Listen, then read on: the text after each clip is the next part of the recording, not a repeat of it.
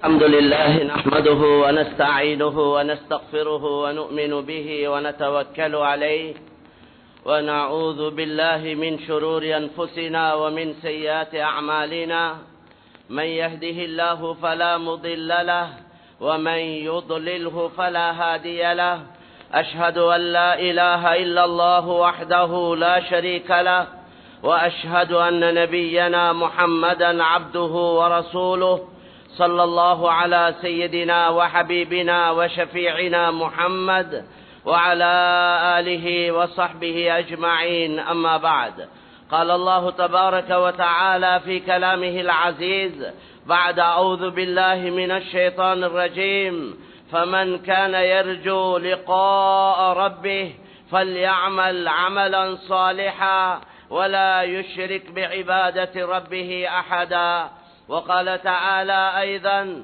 وما أنفقتم من شيء فهو يخلفه وهو خير الرازقين صدق الله العظيم قال النبي صلى الله عليه وسلم من خاف أدلج ومن أدلج بلغ المنزل ألا إن سلعة الله الغالية ألا إن سلعة الله الجنة صدق رسول الله صلى الله عليه وسلم சர்வ புகழும் புகழ்ச்சியும் இந்த உலகத்தை படைத்து பரிபாலித்து பாதுகாக்கக்கூடிய அல்லாஹு தஆலாவுக்கே சொந்தமானதாகும்.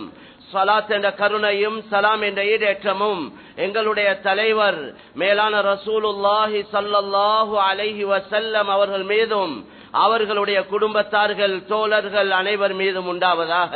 அல்லாஹ்வின் நல்லடியார்களே, அல்லாஹு தஆலாவுடைய கட்டளைகளை முழுமையாக எடுத்து நடக்கும்படி முதற்கண் அடியேனுக்கும் அப்பால் உங்களுக்கும் வன்மையுடன் கட்டளையிடுகின்றேன். சகோதரர்களே, அல்லாஹ்வின் நல்லடியார்களே, பெரியவர்களே, அல்லாஹ் சுப்ஹானஹு வ தஆலா ஒவ்வொரு அடியானுக்கும் பல நல்ல சந்தர்ப்பங்களை அல்லாஹ் உருவாக்கி கொடுக்கிறான். அந்த அடியான் அவன் திருந்தி அல்லாஹ்வுடைய நெருக்கத்தை அடைந்து கொள்வதற்காக பல சந்தர்ப்பங்கள் வாய்ப்புகளை அல்லாஹு தஆலா ஒவ்வொருவருக்கும் கொடுத்து கொண்டே இருக்கின்றான். யாருடைய உள்ளத்துல நான் திருந்த வேண்டும், நான் ஒரு நல்லடியானாக வேண்டும், அல்லாஹ்வுடைய பொருத்தத்தை திருப்தி அடைய வேண்டும் என்ற ஆசை ஆர்வம் தேவை இருக்கிறதோ அவர்கள் அந்த சந்தர்ப்பத்தை பிரயோஜனப்படுத்திக் கொள்வார்கள். உதாரணத்துக்கு சொல்றதா இருந்தா, ஒரு நல்ல நண்பன் நல்ல ஒரு கூட்டாளியை அல்லாஹ் எங்களுக்கு அமைச்சு தாரான் என்றா சில நேரம் அத எங்களுடைய நான் ஒரு தவறான ஒருவனா இருந்தால் அந்த நல்ல கூட்டாளியின் மூலம் திருந்தி ஒரு நல்லடியான் ஆகுவதற்கு அது ஒரு சந்தர்ப்பமாக அமையுது. ஒரு நல்ல மனைவிய ஒரு கணவனுக்கு அமைத்து கொடுப்பதும், ஒரு சாலிஹான மனைவிய ஒரு கணவனுக்கு அல்லாஹ் அமைத்து கொடுப்பதும் அதுவும் அவருடைய ஹிதாயத்துக்கு காரணமாக மேலும். அதே போல மாற்றமாக வாழக்கூடிய ஒரு பெண் அவளுக்கு ஒரு நல்ல கணவனை அல்லாஹு தஆலா அமைத்து கொடுப்பதும் அவளுடைய ஹிதாயத்துக்கு நேர்வழிக்கு அது காரணமாக அமையும். கண்ணியமான சகோதரர்களே, அல்லாஹ்வின் நல்லடியார்களே, இத போல மனிதர்களையும் பலர்களை எங்களுடைய நேர்வழிக்கு அல்லாஹ் காரணமாக அமைக்கிறான். அதே போல பல சூழல்கள் பல சந்தர்ப்பங்களும் ஒருவருடைய ஹிதாயத்துக்கு நேர்வழிக்கு காரணமாக அமைகிறது. அதே போல சில காலங்கள் ஒரு மனிதனுடைய நேர்வழிக்கு ஹிதாயத்துக்கு காரணமாக அமைகிறது. அந்த அடிப்படையில அல்லாஹ் சுப்ஹானஹு வ தஆலா சில காலங்களை அல்லாஹ் சிறப்பாக்கி இருக்கிறான், சில காலங்களை அல்லாஹ் கண்ணியப்படுத்தியிருக்கிறான். அது அல்லாஹ்வே கண்ணியப்படுத்தினான். எனவே அந்த காலங்களை அல்லாஹ் கண்ணியப்படுத்தி அந்த காலங்கள்ல செய்யக்கூடிய அமல்களுக்கு பல அதிகமான நன்மைகள் அல்லாஹ் தருவதாக வாக்களிச்சிருக்கிறான். அந்த அடிப்படையில காலங்கள் நேரங்கள் போய்கொண்டே இருக்கிறது. இந்த மாதம் ஷஅபானுடைய முபாரக்கான பரக்கத்தான ஒரு மாதத்துல நாங்க இருந்து கொண்டிருக்கிறோம். கண்ணியமான நபி ஸல்லல்லாஹு அலைஹி வஸல்லம் எந்த மாதத்திலையும் இந்த மாதத்துல நோன்பு பிடிச்ச மாதிரி எந்த மாதத்திலையும் நோன்பு பிடிக்க இல்லை என்று சஹாபாக்கள் ரசூலுல்லாஹ்வுடைய மனைவிமார்கள் சொல்றாங்க. எனவே மேலான சகோதரர்களே, ஏன் இந்த மாதத்துல இவ்வளவு அதிகமாக நோன்பு நோட்டுக்கிறீங்க என்று சொல்லப்பட்ட நேரத்துல, எனக்கு முடிவுகள் செய்யக்கூடிய நேரத்துல, நான் நோன்பு நோற்ற நிலைமையில எனக்கு நல்ல முடிவு செய்யப்படுவதை நான் விரும்புகிறேன் என்று நபி ஸல்லல்லாஹு அலைஹி வஸல்லம் சொன்னாங்க. எனவே கண்ணியமான சகோதரர்களே, ஷஅபானுடைய 5வது நாள்ல இருக்கிறோம். எனவே இந்த மாதத்துல பொதுவான அமைப்புல நோன்பு அதிகமாக நோட்பது சுன்னத்தாக இருந்து கொண்டிருக்கிறது. அதிலையும் குறிப்பாக இந்த மாதத்துல எல்லா மாதங்களையும் புற 13, 14, 15 நோன்பு பிடிப்பது அது ஒரு முக்கியமான சுன்னத்தாக இருந்து கொண்டிருக்கிறது. அந்த அடிப்படையில அந்த பிறை 15 நோன்பு பிடிக்க வேண்டிய நாள் அந்த தொடர்ல புற 13, 14, 15 3 நாளும் பிடிப்பது சிறப்பாக இருக்கும். அப்படி யாருக்காவது சிரமங்கள் கஷ்டங்கள் இருந்தா இந்த நாட்கள்ல குறிப்பிட்ட நாட்களை பரவாயில்ல அதுக்காக வேண்டிய இல்லாம, அதாவது இந்த ஐயாமுல் பீதுடைய நோன்பை நோட்கிறேன் என்ற நியத்தோடு அந்த நோன்புகளை நோற்று அந்த ஷாபானுடைய 15ஆம் இரவை ஹயாத்தாக்குவதற்கு ஹதீஸ்கள் நிறைய வந்திருக்கு. அந்த 15வது இரவை நல்ல அமல்கள்ல, இபாதத்துல, துஆல, திக்ர்ல, சதகாக்கள்ல அந்த இரவை கழிப்பது மிக சிறப்பான ஒரு அமலாக இருந்து கொண்டிருக்கிறது. எனவே கண்ணியமான சகோதரர்களே, இரவுகள் எப்படியோ கழிஞ்சு கொண்டே போகுது. இப்படியா கொண்ட நல்ல இரவுகள், நல்ல சந்தர்ப்பங்கள் அல்லாஹ் தந்தும் கூட அந்த இரவுகளை அந்த காலங்கள்ல நல்ல அமல்களை செஞ்சு அல்லாஹ்ட நெருக்கத்தை, அல்லாஹ்ட பொருத்தத்தை அடைகிறதுக்கு நாங்க ஒவ்வொருவரும் முயற்சி செய்வோம். அதை தொடர்ந்து அடுத்த மாதம் ரமதானுடைய மாதம் நெருங்கி கொண்டிருக்கிறது. கண்ணியமான சகோதரர்களே, முபாரக்கான மாதம், பரக்கத் செய்யப்பட்ட மாதம், எல்லா அதிகமான சிறப்புகள் உள்ள மாதம். அதுக்கு நாங்க ரெடியாக வேண்டியிருக்கிறோம். அதுல குறிப்பாக ஒரு விஷயத்துல நாங்க கவனம் செலுத்தணும். பொதுவான அமைப்புல மனிதன் என்ற அடிப்படையில மனஸ்தாபங்கள் ஏற்படையிலும். ஏனென்றா எங்கட எல்லோருடைய குணமும் ஒரே குணம் இல்ல. எங்கட குணங்கள் வித்தியாசம். ஒரே பெற்றோரால, உம்மா வாப்பாவால பெற்றெடுக்கப்பட்ட 5 பிள்ளைகள் இருந்தால் அந்த 5 பிள்ளைகளுடைய குணங்களும் வித்தியாசமாயிருக்கும். நாங்களே புழக்கத்துல சொல்றோம், நானோ மாதிரி இல்ல தம்பி, தாத்தா மாதிரி இல்ல தங்கச்சி, அவங்களோட அமைப்பு வேற, இவங்களோட குணம் வேற, அவங்களோட தன்மை வேற, இவங்களோட தன்மை வேற என்று நாங்களே எங்களுக்குள்ள சொல்லிக் கொள்றோம். ஒவ்வொருத்தர குடும்பத்திலையும் அப்படி நிலைமைகள் இருக்கேலும். அதனால கண்ணியமான சகோதரர்களே, இது உம்மா வாப்பா பிளான் பண்ணி செஞ்ச வேலைகள் அல்ல. கட்டையா இருக்கிறதோ, நெட்டையா இருக்கிறதோ, கொளுத்திருக்கிறதோ, மெலிஞ்சிருக்கிறதோ, ஒரு புள்ள நல்ல திறமசாலியா இருக்கிறதோ, ஒரு புள்ள ரொம்ப பலகீனமான பிள்ளையா இருப்பதோ, ஒரு புள்ள அழகா இருப்பதோ, அழகு இல்லாமல் இருப்பதோ, நிறமாக இருப்பதோ, நிறம் குறைவாக இருப்பதோ, இப்படி இந்த ஏற்றத்தாழ்வுகள், இந்த வித்தியாசங்கள் இது உம்மா வாப்பட திட்டத்தில் பிளான்ல உள்ளது அல்ல. மாற்றமாக அல்லாஹ் ஏற்பாடு செய்கிறான். அல்லாஹ் தான் ஒரே தாய் தந்தையர் மூலமாக பெற்றெடுக்கப்படக்கூடிய பிள்ளைகள் நிறங்கள், குணங்கள், அறிவு ஆற்றல்கள், திறமைகள் வித்தியாசத்தை அல்லாஹ் தான் ஏற்படுத்துறான். எனவே இந்த வித்தியாசமான குணங்கள் உள்ளவங்களோட நாங்க நல்ல குணமாக நடக்கிறது லேசி காரியம் இல்லை, கஷ்டமான ஒரு காரியம். அல்லாஹ் இது ஒரு சோதனையுடைய அடிப்படையில தான் எங்கட குணங்களை வித்தியாசமாக வச்சிருக்கிறான். ஏன்னா சில குணங்கள் சிலவங்களுக்கு பிடிக்கும், சிலவங்களுக்கு பிடிக்காது. எனக்கு அவரை பிடிக்காது, எனக்கு இவரை பிடிக்காது, எனக்கு அவரு சரி வராது, இவர் சரி வராது என்று நாங்க எங்களுக்குள்ளே சொல்லிக் கொள்றோம். அப்படி எல்லாரையும் ஒதுக்க ஆரம்பிச்சோமேண்டா நாங்க தனியத்தான் வாழ வேண்டி வரும். அப்படி ஒரு வாழ்க்கை ஒன்று எங்களுக்கு இஸ்லாத்துல சொல்லப்பட இல்லை. மாற்றமாக இந்த வித்தியாசமான குணங்கள் உள்ள மக்களோட நாங்க நல்ல குணமாக நடக்கிறது என்றது சிரமம் தான், கஷ்டம் தான், இதே ஒரு பெரிய சோதனை தான். அதைத்தான் குர்ஆன்ல வஜஅல்னா பஅதகும் லிபஅதின் ஃபித்னா அத்தஸ்பிரூன், உங்களுக்குள்ளே சிலர்களுக்கு சோதனையாக ஆக்கியிருக்கிறோம், நீங்க பொறுத்து கொள்றீங்களான்னு பார்க்க. அதனால கண்ணியமான சகோதரர்களே, சிலவங்களுக்கு அவசரமாக கோபம் வரும், சிலவங்களுக்கு கோபமே வராது, சிலவங்க சிரிச்சாலும் கோவிப்பாங்க. இப்படி வித்தியாசமான அமைப்பில் உள்ள மக்களாக இருக்கிறாங்க. எனவே கண்ணியமான சகோதரர்களே, அந்த அடிப்படையில மனஸ்தாபங்கள் ஏற்படையிலும், கோவங்கள் ஆத்திரங்கள் ஏற்படையிலும், உள்ளங்கள் சில சந்தர்ப்பங்கள்ல பிரியலும் இருந்தாலும் கூட அதுக்கு அதெல்லாம் ஒரு 3 நாளைக்கு தான் கோபத்துக்கு டைம் தந்திருக்கு. கோபத்தை படைச்சது அல்லாஹ். கோபம் வந்து அதை மன்னிக்கிறதுக்கு நன்மை தாரதும் அல்லாஹ், மன்னிக்க சொன்னதும் அல்லாஹ், அந்த கோபத்துக்கு டைம் தந்ததும் அல்லாஹ் நபியின் மூலம். ஒருவரோட கோபமா இருந்தா 3 நாளைக்கு அவருக்கு அவகாசம் டைம் இருக்குது.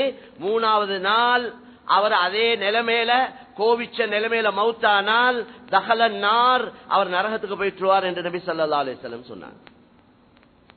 அந்த அடிப்படையில கண்ணியமான சகோதரர்களே, பெரியவர்களே, இபாதத் எல்லாம் கஷ்டம் இல்ல. நான் விளங்கி கொண்டது அதுதான். இபாதத் செய்யறது எல்லாம் பெரிய சிரமம் இல்ல. தக்பீரை கட்டி 100 ரக்காத் சொல்றதும் சிரமம் இல்ல. குர்ஆனை விரிச்சு விடிய விடிய ஓதிக்கொண்டிருக்கிறதும் பெரிய கஷ்டம் இல்ல. திக்ர் விடிய விடிய செய்யறதும் கஷ்டம் இல்ல. துஆல ஈடுபட்டு கொண்டிருக்கிறதும் பெரிய சிரமம் இல்ல. ஆனா இந்த வித்தியாசமான குணங்கள் உள்ள மக்களோட நல்ல அஹ்லாக்காக நல்ல பண்பாக நடப்பது இருக்கிறதே ஆக கஷ்டமான ஒரு காரியம்.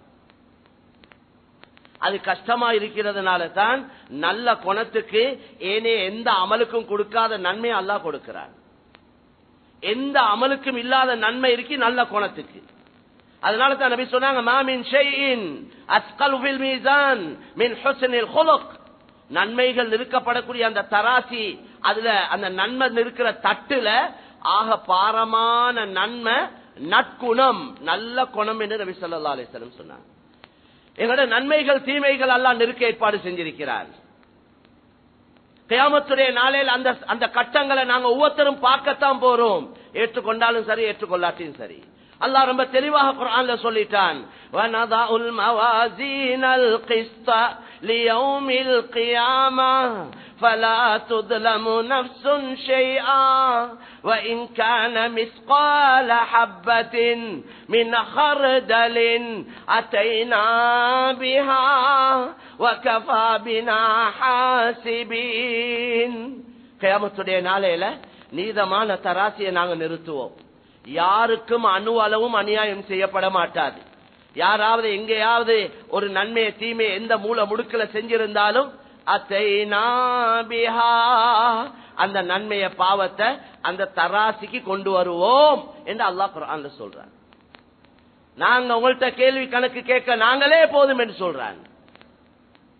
அதனால கண்ணியமான சகோதரர்களே, அல்லாஹ்வின் நல்லடியார்களே, நன்மைகள் எழுதப்பட்டு கொண்டே இருக்குது, பதிவு செய்யப்பட்டு கொண்டே இருக்குது.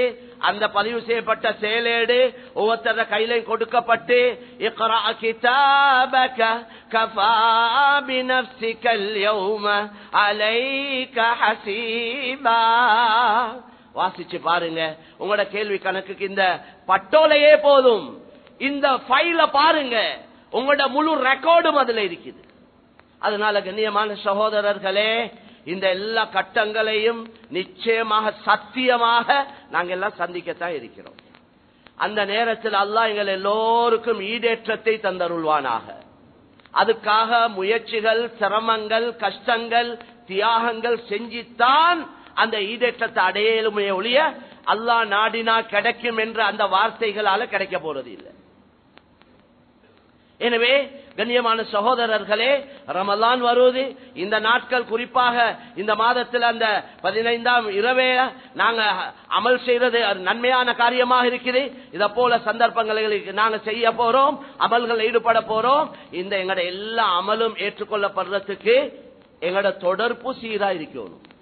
விசேஷமாக குடும்பம், சொந்த பந்தங்கள், இன பந்துக்கள், கொடல்வாய் ஜனங்கள், இந்த தொடர்பு ஒழுங்கா இருக்கவே வேணும்.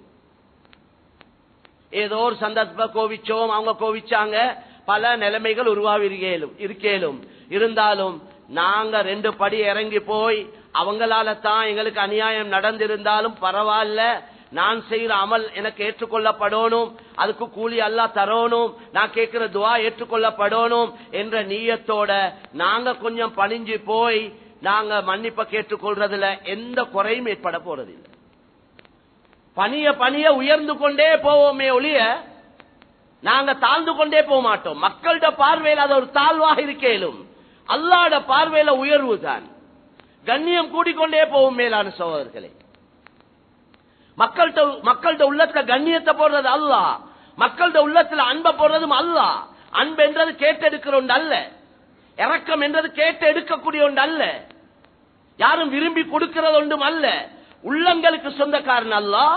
எனவே உள்ளங்கள்ல அன்பையும் இரக்கத்தையும் கண்ணியத்தையும் மகத்துவ மதிப்பையும் போடுறது அல்லாஹ் ஒரே ஒருவன் தான். அதனால தான் நபியை பார்த்து அல்லாஹ் சொல்றான், லவ் அன்ஃபக்த மா ஃபில் அர்தி ஜமீஅன் மா அல்லஃப்த பைன குலூபிஹிம் வலக்கின் அல்லாஹ் அல்லஃப பைனஹும். நபியே, நீங்க உலகத்தில் இருக்கக்கூடிய அவ்வளவு சொத்து செல்வங்களை செலவழிச்சாலும் இந்த மக்களோட உள்ளங்களை ஒத்துமையாக்கலாம். இந்த சல்லி கொடுத்து வேலை செவிக்கிறாங்களே, ஒத்துமையாக்க பாக்குறாங்களே, இந்த ஒத்துமை நிரந்தரமானது இல்ல. அல்லாஹ் சொல்றான், சல்லியால உங்களோட மக்களோட உள்ளத்தை உங்களால் ஒத்துமைப்படுத்த இயலாது. வலாக்கின்னல்லாஹ் அல்லஃப பைனஹும், அல்லாஹ் தான் உள்ளங்களுக்கு மத்தியில் ஒற்றுமையை, அன்பை ஏற்படுத்துறான் என்று அல்லாஹ் குர்ஆன்ல சொல்றான். கொடுக்க காட்டியும் நல்லம் கொடுக்க அதை நிறுத்திட்டா கெட்டவன் என்ற பேர் வந்துடும். அதனால கண்ணியமான சகோதரர்களே, அசல் உண்மை என்ன என்றா ஈமான் அமல கொண்டு தான் அல்லாஹ் மக்களோட உள்ளத்துல எங்கள் மீது அன்பை, இரக்கத்தை, முஹப்பத்தை அல்லாஹ் உண்டாக்குறான்.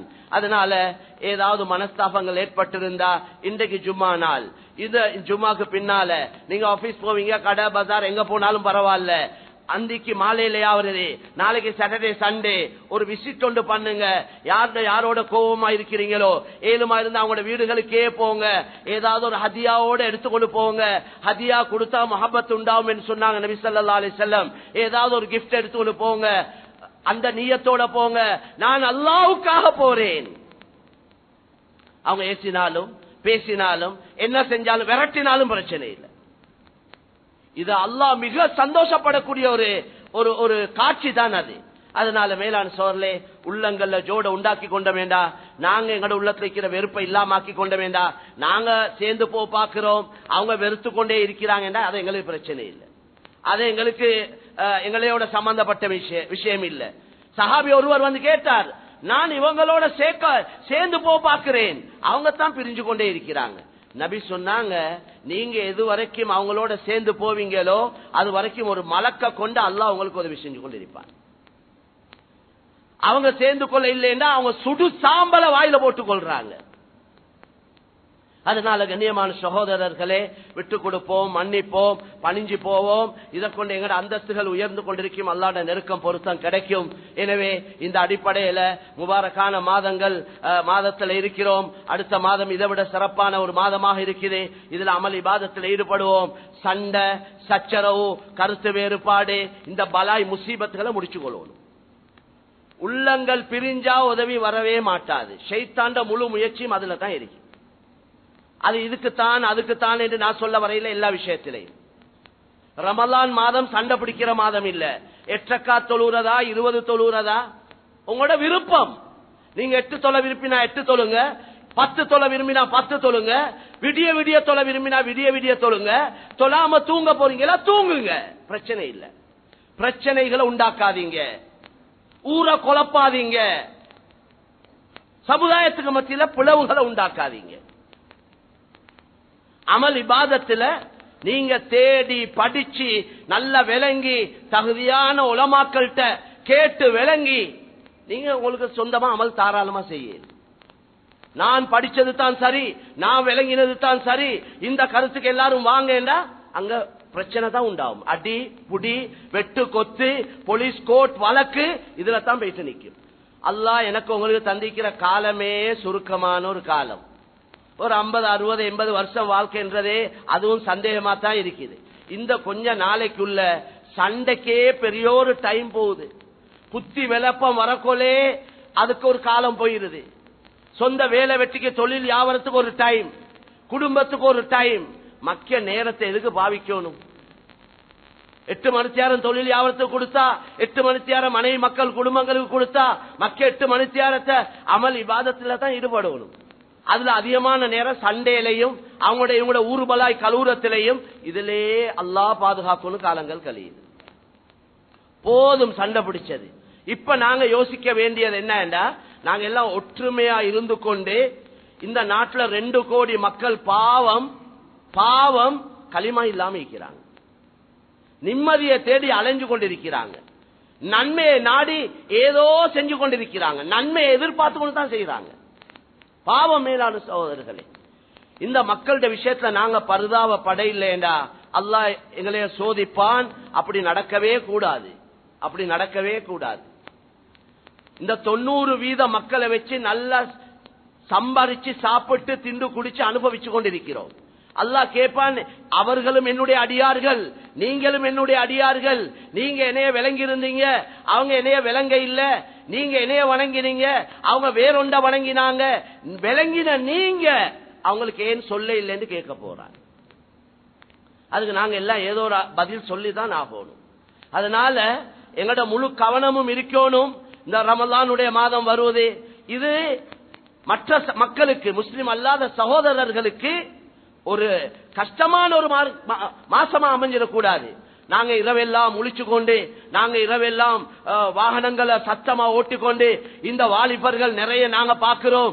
ரமலானுடைய இரவு நேரங்கள்ல பைக் அதாவது மோட்டார் பைக்ல சத்தமாக ரேஸ் போறாங்க. தூங்குற ஏனைய மக்களுக்கு ரொம்ப கஷ்டமா இருக்குது. இரவெல்லாம் சத்தம் போடுறாங்க. இரவெல்லாம் வணங்குறதுக்கு பதிலா ஃபுட்பாலும் வேற வேற விளையாட்டுல இரவ ஹயாத்தாக்குறாங்க.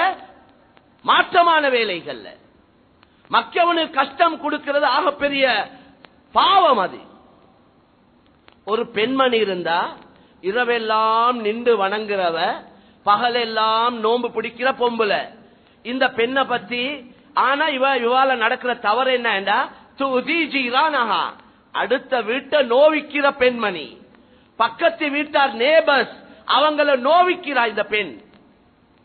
பகலெல்லாம் நோம்பு பிடிப்பா, இரவெல்லாம் நின்று வணங்குவா, அடுத்த விட்ட நோவிப்பா. இவட நிலைமை என்ன என்று கேட்டதுக்கு நபி சொன்னாங்க, இந்த பெண் நரகவாதி என்றாங்க. அவள் நரகவாதி என்று சொன்னாங்க. யோசிச்சு பாருங்க.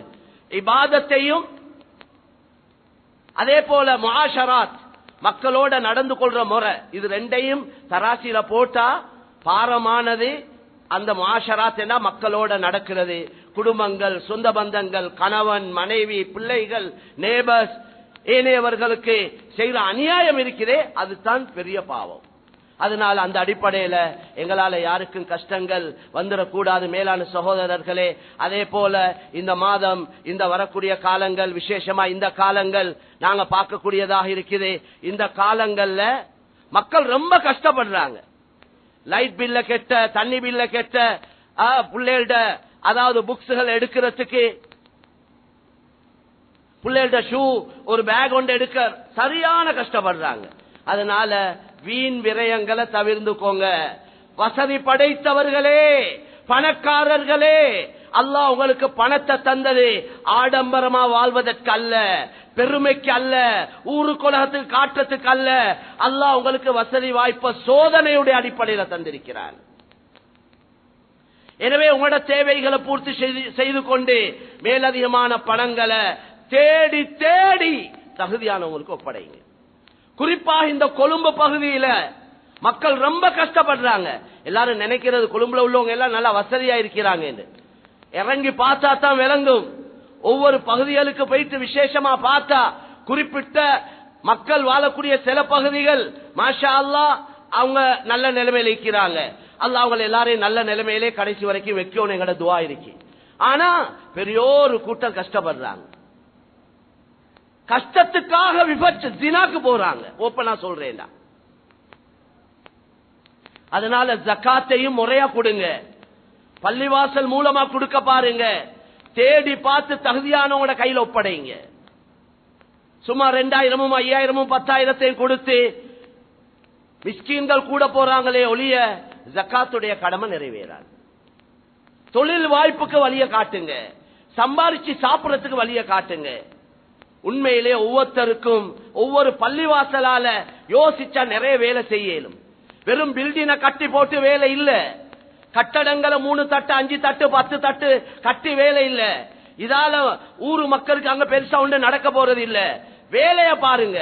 ஊர்ல என்ன வேலை செய்ய இருக்கு, மக்களுக்கு மத்தியில் எவ்வளவு வேலை செய்ய வேண்டியிருக்கு.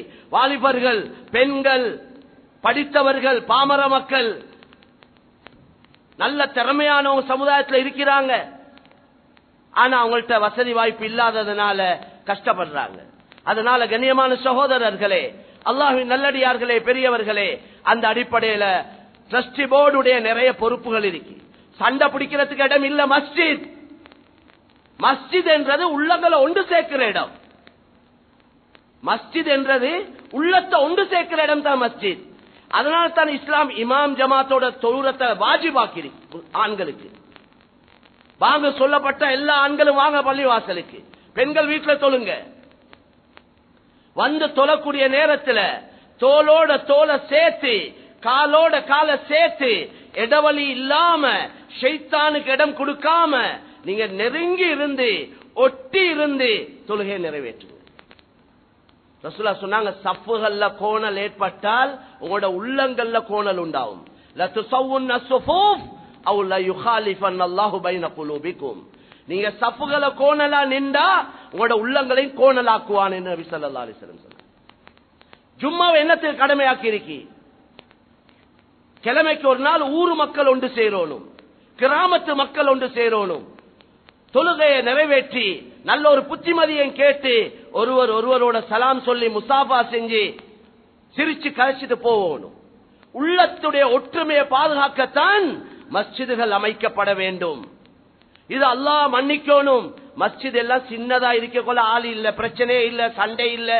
எப்ப பள்ளிவாசலுக்கு இடங்கள் எடுத்து அதை நல்லா கட்டி அது ஒரு நல்ல நிலைமைக்கு வர ஆரம்பிக்குதோ கவலையான விஷயம். முழு நாட்டோட நிலைமை இது. நான் ஒரு குறிப்பிட்ட ஊரை சொல்ல இல்லை. அதனால மேலான கண்ணியமான சகோதரர்களே, பொறுப்புகள்ல இருக்கக்கூடியவங்க நல்ல யோசனையோட செயல்பட வேண்டிய காலம். என்னையால சமுதாயத்துக்கு பிரச்சனை வந்துடக்கூடாது, ஊரு பிரிஞ்சிடக்கூடாது. ஏற்கனவே எங்கட சொந்த விஷயத்துல அல்லாஹ் எங்கள்கிட்ட உங்கள்கிட்ட கேட்கிற கேள்விக்கு எப்படித்தான் பதில் சொல்லி முடிக்க போறோமோ தெரியா. உண்ட வாலிபத்தை எப்படி கழிச்சாய், உண்ட வாழ்க்கையை எப்படி செலவழிச்சாய், நீ எப்படி சம்பாதிச்சாய், சம்பாதிச்ச பணத்தை எப்படி செலவழிச்சாய், உனக்கு தந்த அறிவு ஆற்றலை கொண்டு எந்த அளவு செயல்பட்டாய், இந்த 5 கேள்விக்கு எப்படித்தான் பதில் சொல்லி முடிக்க போறோமோ தெரியா. எங்கட மனைவி, எங்கட மக்கள், எங்கட ஏனைய பொறுப்புகள், உனக்கு கீழே வேலை செஞ்சவனோட எப்படி நடந்து கொண்டாய், தொழிலாளி நீ முதலாளியோட எப்படி நடந்து கொண்டாய், இதெல்லாம் கேள்வியும் இருக்கு. இதுவளுக்கு எப்படி பதில் சொல்லி முடிக்க போறோமோ தெரியாது. போதாதத்துக்கு இன்னும் பொறுப்புகளை கேட்டெடுத்து தலையில வாரி போட்டுக்கொண்டு அந்த பொறுப்புகளை சரியா நிறைவேற்ற இல்லைண்டா எவ்வளவு பெரிய அநியாயம், சமுதாயத்துக்கு செய்யக்கூடிய அநியாயம். எத்தனையோ பேருக்கு ட்ரஸ்டி போர்டுக்கு மீட்டிங்க்கு வர டைம் இல்ல, பொறுப்பெடுக்க தயார் இல்ல, நேரம் கொடுக்க தயார் இல்ல. ஒவ்வொரு மஹல்லால எவ்வளவு பெரிய வேலை திட்டம் ஒன்று இருக்கு செய்யறதுக்கு. அதனால கண்ணியமான சகோதரர்களே, அல்லாஹ்வின் நல்லடியார்களே, ஒற்றுமையாக இருந்து நாங்க செயல்படுவோம், மஸ்ஜிதுகளை பாதுகாப்போம், மஹல்லா வாசிகளுக்கு மத்தியில செய்ய வேண்டிய உழைப்புகளை செய்வோம், ஜகாத் சதகாக்களை சரியா பார்த்து கேட்டு தகுதியானவங்களோட கையில நாங்க ஒப்படைப்போம். கண்ணியமான சோழலே, ஜகாத்துகளை இப்பே கணக்க பார்க்க ஆரம்பிங்க. வருஷம் ரமலான்ல கொடுக்கிறவங்க, அதுக்கு முந்தி கொடுக்கிறவங்க இருப்பீங்க, பார்த்து கேட்டு உரிய காலத்துல அதை நிறைவேற்றிடுங்க. இல்லைண்டா ஜக்காத்த சரியா கொடுக்க இல்லைண்டா கடல்ல கரையில வரக்கூடிய அழிவு நாசம் ஜக்காத்த நிறைவேற்றாததுனால தான் வருவதுன்றாங்க. யாரு ஜக்காத்த நிறைவேற்றுவாங்களோ சொத்து செல்வங்களுக்கு வர இருக்கக்கூடிய அழிவு நாசம் அந்த ஜக்காத்தோடே போயிரும் என்று சொன்னாங்க. எனவே கண்ணியமான சகோதரர்களே, அல்லாஹு தஆலா எங்களோட வாழ்க்கையில மிஞ்சிருக்கக்கூடிய இந்த காலங்களை அல்லாஹ் விரும்பக்கூடிய நல்ல காரியங்கள்ல கழிக்க தௌஃபீக் செய்வானாக. எங்களால் இதுவரைக்கும் நடந்த எல்லா வகையான குற்றம் குறைகள் தவறுகள் பாவங்களை அல்லாஹு தஆலா மன்னித்து அருள்வானாக. யா அல்லாஹ், வரக்கூடிய இந்த ரமலான் இந்த காலங்களை நல்ல அமல் இபாதத்தை கழிக்க தௌஃபீக் செய்வாயாக. முஸ்லிம்களையும் இஸ்லாத்தை நீ பாதுகாப்பாயாக. குறிப்பாக இந்த பலஸ்தீன் ஏனைய நாடுகள் பக்கத்து நாடுகள்ல நடக்கக்கூடிய இந்த அநியாயங்களுக்கு நீயே போதுமானவன் யா அல்லாஹ், அதற்கு நீயே பதில் அளிப்பாயாக. வரக்கூடிய ரமலானை அவர்கள் நிம்மதியாக கழிப்பதற்கு நீ தௌஃபீக் செய்வாயாக. நீ நாடினால் பெரிய காரியங்கள் இல்லையா அல்லாஹ், உன்னுடைய குதரத்தை கொண்டு அவர்களுக்கு நீ உதவி செய்வாயாக. முஸ்லிம்களை இஸ்லாத்தையும் பாதுகாப்பாயாக. இந்த நாட்டுடைய நிலைமைகளை சீராக்கி வைப்பாயாக. நல்ல நிலைமைகளை உருவாக்கி வைப்பாயாக. எங்கள் அனைவருடைய கடைசி முடிவை நல்லதாக்கி வைப்பாயாக. வ ஆகிரு தஅவானா அனில் ஹம்துலில்லாஹி ரப்பில் ஆலமீன்.